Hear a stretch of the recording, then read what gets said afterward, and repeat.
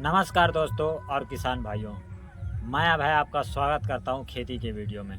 तो किसान भाइयों, आज हम इस वीडियो में आगे चर्चा करने वाले हैं कि हमारे द्वारा अपने फसलों को दी जाने वाली जो खाद होती है, वो खाद हमारे फसलों में क्या कार्य करती है और हमारे फसलों को किस तरह से लाभ पहुंचाती है। क्योंकि किसान भाइयों, हम खाद तो बहुत सारे प्रयोग करते हैं, लेकिन शायद हमें उनकी जानकारी प्राप्त नहीं होती है कि उन खाद में से कौन से पोषक तत्व प्राप्त होंगे और वो हमारे फसलों के किस अवस्था को प्रभावित करेंगे, हमारे फसलों में क्या चीज़ में परिवर्तन आएगा, क्या चीज़ फसलों को किस तरह से उत्पादन को वृद्धि करेंगे। तो आज की वीडियो में यही हम जानकारी देंगे। तो सबसे शुरुआत करते हैं किसान भाइयों। सबसे पहला जो यूरिया, जो हम अपने फसलों में शायद जो खाद देते हैं उनमें सबसे ज़्यादा प्रयोग हम यूरिया का ही करते हैं, और वह आवश्यक भी होता है क्योंकि यूरिया से हमें नाइट्रोजन तत्व की प्राप्त होती है। और नाइट्रोजन पौधों के लिए बहुत ही, या फिर कहें अन्य सभी पोषक तत्वों से सबसे ज़्यादा हमें नाइट्रोजन तत्व की पौधों की आवश्यकता होती है, इसलिए हम यूरिया का ज़्यादा प्रयोग करते ही हैं। तो किसान भाइयों, जो यूरिया से प्राप्त जो नाइट्रोजन होता है उसका कार्य होता है जो हमारे फसलों के पत्तियों में क्लोरोफिल की मात्रा को बढ़ाना, साथ में उसमें वानस्पतिक विकास करना, पौधों की हाइट को बढ़ाना, यह मुख्यतः कार्य होता है हमारे यूरिया से प्राप्त नाइट्रोजन का। उसके बाद जो दूसरा हम खाद प्रयोग करते हैं किसान भाइयों, वह होता है डीएपी, जिसमें हमें नाइट्रोजन और फास्फोरस दोनों प्राप्त होता है, लेकिन हम मेनली फास्फोरस के लिए ही डीएपी का प्रयोग करते हैं। तो जो फास्फोरस का कार्य होता है हमारे फसलों में, उसके जड़ों की वृद्धि में होता है, उसकी जड़ों को मजबूती प्रदान करता है, और साथ में वह हमारे जो पौधे में है उसमें एटीपी एनर्जी को भी बढ़ाता है, जिससे कि पौधों को एक मजबूती प्रदान होती है, और साथ में वह जो क्लोरोफिल की प्रकाश संश्लेषण की क्रिया होती है उसमें भी अपना एक भूमिका निभाती है। तीसरा खाद जो किसान भाइयों हम प्रयोग करते हैं एसएसपी।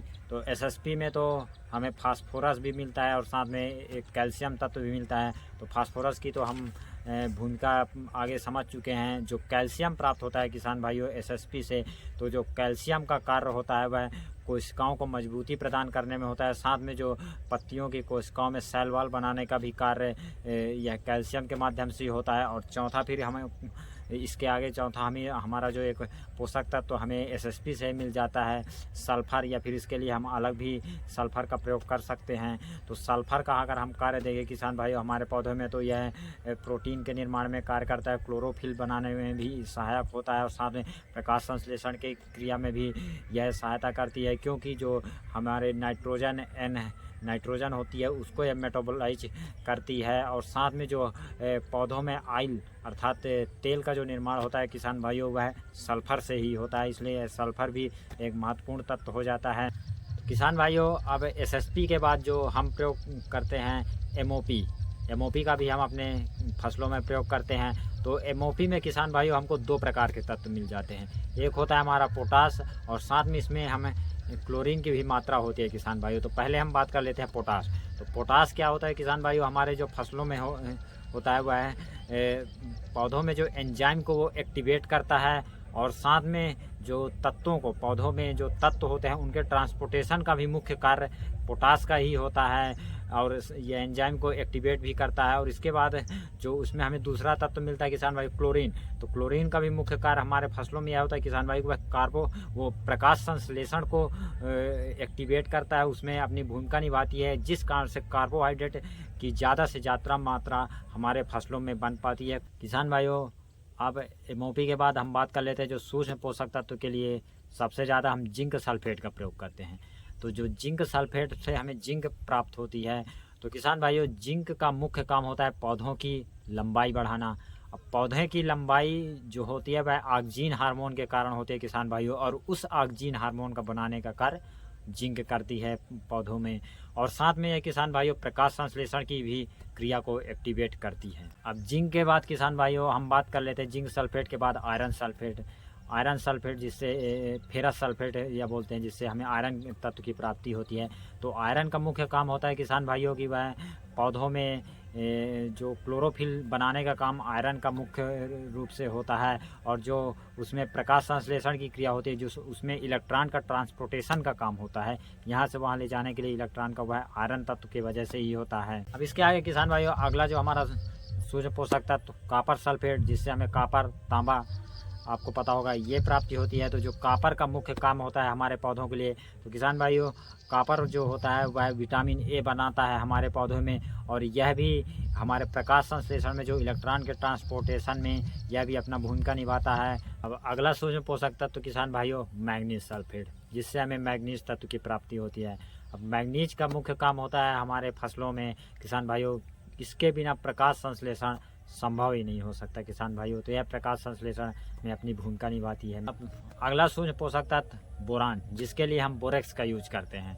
तो किसान भाइयों बोरान का मुख्य कार्य जो हमारे फसलों में होता है या पौधों में कहें, तो जो फलदार वृक्ष होते हैं किसान भाइयों, उसमें बोरान का एक महत्वपूर्ण योगदान होता है। क्योंकि जो फलों का साइज छोटा बड़ा, यह बोरान के वजह से ही सुनिश्चित होता है, अर्थात फलों की साइज को छोटा बड़ा करने में बोरान का महत्वपूर्ण योगदान होता है। और साथ में यह पॉलिनेशन की जो क्रिया होती है वह भी बोरान तत्व के कारण ही होती है। और साथ में किसान शुगर का जो ट्रांसपोर्टेशन का कार्य होता है वह बोरान ही करता है। अगला हमारा सूक्ष्म पोषक तत्व मैग्नीशियम, जिसके लिए हम मैग्नीशियम सल्फेट का प्रयोग करते हैं।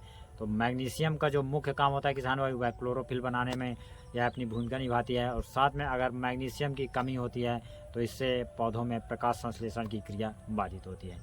तो इस प्रकार से किसान भाइयों हमने अभी तक आपको 12 पोषक तत्व जो अभी तक खाद के रूप में जो अपने फसलों या पौधों में हम देते हैं, उसके बारे में हमने चर्चा की है किसान भाई।